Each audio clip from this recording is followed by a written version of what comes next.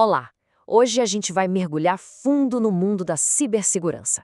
Vamos desvendar como se protege tudo, desde o aparelho que está aí na nossa frente até os sistemas mais escondidos que fazem o nosso mundo girar.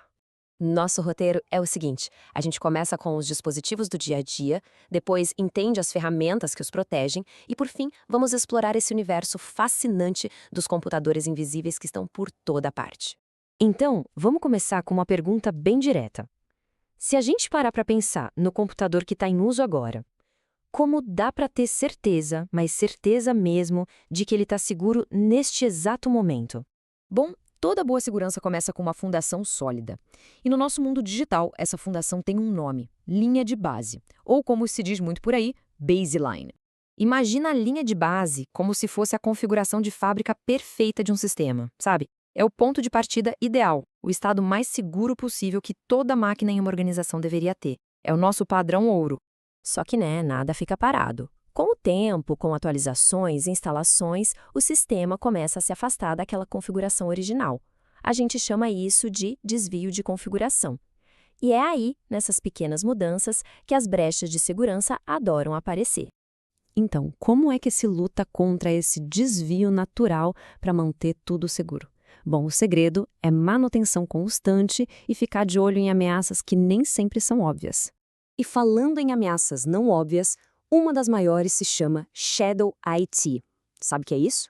É quando o pessoal da empresa, muitas vezes com a melhor das intenções, começa a usar aplicativos e serviços por conta própria, sem o aval da equipe de TI. É aí que o perigo mora. Essa imagem aqui ilustra o problema de um jeito perfeito. De um lado estão as ferramentas oficiais, tudo certinho, monitorado. Do outro, uma sombra de aplicativos que ninguém sabe de onde vieram, cada um deles uma potencial porta aberta para problemas. A principal forma de se defender de vulnerabilidades é um processo muito rigoroso chamado gerenciamento de patches. Basicamente, é o trabalho de remendar as falhas de segurança no software antes que alguém mal intencionado possa explorá-las. E não é só clicar em atualizar, é um trabalho metódico. Como a gente vê aqui, é um ciclo de 6 etapas: identificar a correção, avaliar, testar para ver se não quebra nada, implantar, verificar se funcionou. É um processo contínuo para manter a armadura digital sempre intacta. Agora vamos ver como nossos escudos digitais foram ficando mais espertos. A gente saiu de simples porteiros para verdadeiros detetives com inteligência artificial que caçam ameaças sem parar. Essa jornada foi longa, hein?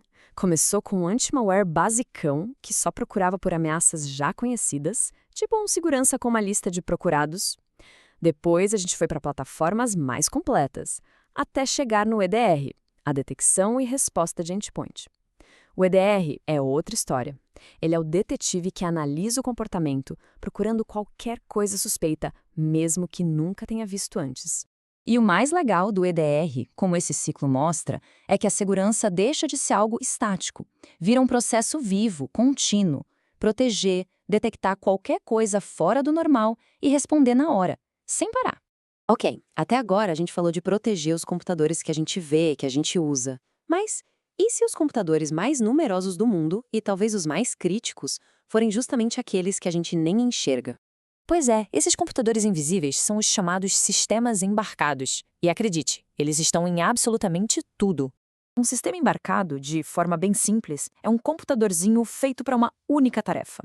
Ele não vai rodar um monte de programas. A função dele pode ser controlar o micro-ondas, gerenciar o freio ABS do carro ou até o marca-passo de alguém.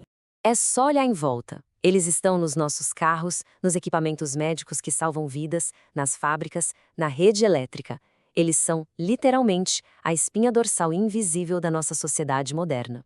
E o cérebro da maioria desses pequenos gigantes é o que a gente chama de sistema em um chip, o SoC.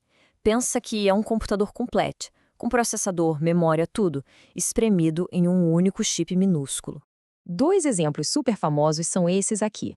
À esquerda, o Raspberry Pi, que é um computadorzinho de placa única incrivelmente versátil, e à direita, o Arduino, que é um microcontrolador um pouco mais simples, mas perfeito para controlar eletrônicos em projetos de automação e robótica.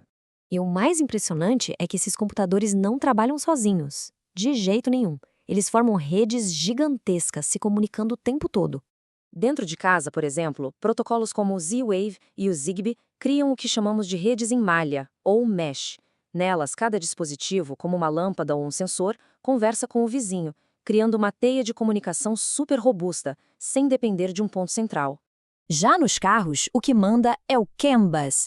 É como se fosse o sistema nervoso do veículo, permitindo que o motor, os freios, o painel, tudo converse na mesma língua, de forma rápida e confiável. Agora vamos pensar em uma escala muito, mas muito maior. Os mesmos conceitos valem para os sistemas de controle industrial, os ICS, e os sistemas SCADA. São eles que controlam nossas fábricas, usinas de energia, sistemas de distribuição de água, ou seja, a infraestrutura crítica de um país inteiro. E no fim das contas, a grande sacada é essa. Não importa se a gente está falando de um laptop, de um carro ou de uma usina hidrelétrica. Os princípios de segurança, a base de tudo, são os mesmos. E isso nos deixa com uma reflexão, uma pergunta que vai definir nosso futuro. Com o mundo cada vez mais conectado, como é que a gente vai proteger essa rede gigantesca, esses trilhões de dispositivos que a gente nem mesmo enxerga?